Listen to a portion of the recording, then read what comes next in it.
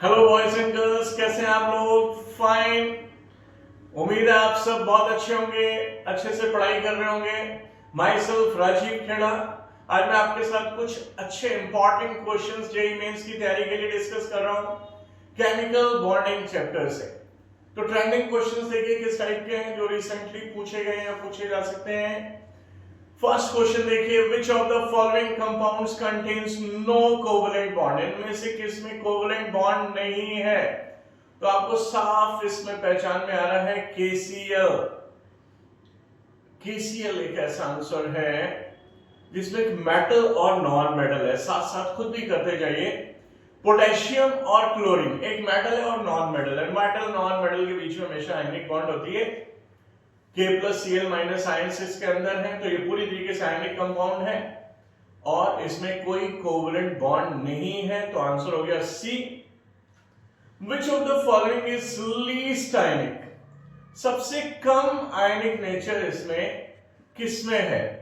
ठीक है जी। तो देखिए बता सकते हैं कौन सा आंसर है? तो देखिए इसमें क्या है, KCl है, BaCl2 है, AgCl है और COCl2 है। अब इसमें जो है आप ध्यान से देखो, KCl में आयनिक बॉन्ड है K+Cl-। के पोटेशियम बहुत ही ज्यादा रिएक्टिव मेटल है। बेरियम क्लोराइड है BaCl2, बेरियम भी अच्छा रिएक्टिव मेटल है, ग्रुप सेकंड में आता है। CO कोबाल्ट भी एक मेटल है, डी ब्लॉक एलिमेंट का। लेकिन आप Ag देखो, सिल्वर रिएक्टिविटी सीरीज में बहुत नीचे आता है। कॉपर, सिल्वर, गोल्ड, प्लेटिनम, तो सिल्वर बहुत नीचे रिएक्टिविटी सीरीज में, तो ये आयनिक कंपाउंड्स नहीं बना पाएगा ठीक से। तो लीस्ट आयनिक इन नेचर हो गया। नेक्स्ट देखेंगे इसके बाद क्वेश्चन नंबर 3।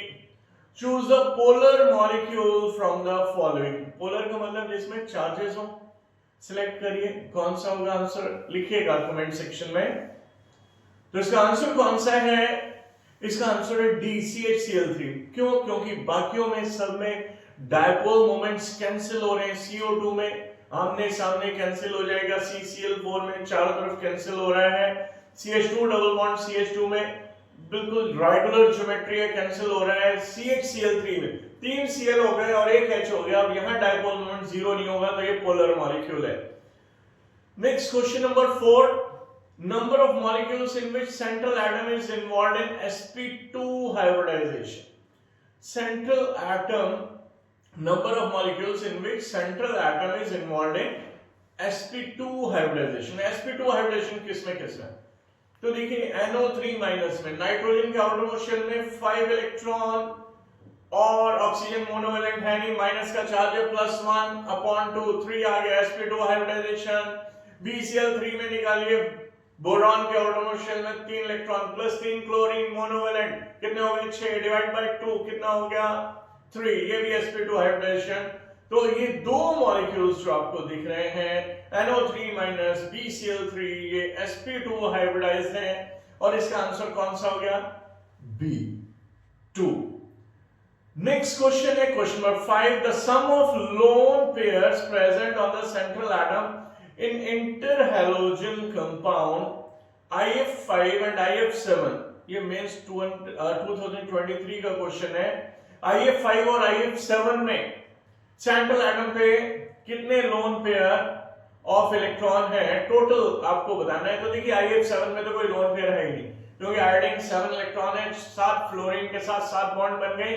जबकि IF5 में 5 बॉन्ड बन गए, आयोडीन के आउटर मोशन में 7 इलेक्ट्रॉन है, 2 इलेक्ट्रॉन जो बच गए, तो एक लोन पेयर कुल मिला के आपके पास आ रहा है जो IF5 में है। तो आंसर क्या हो गया? A, that is 1। Okay, see you.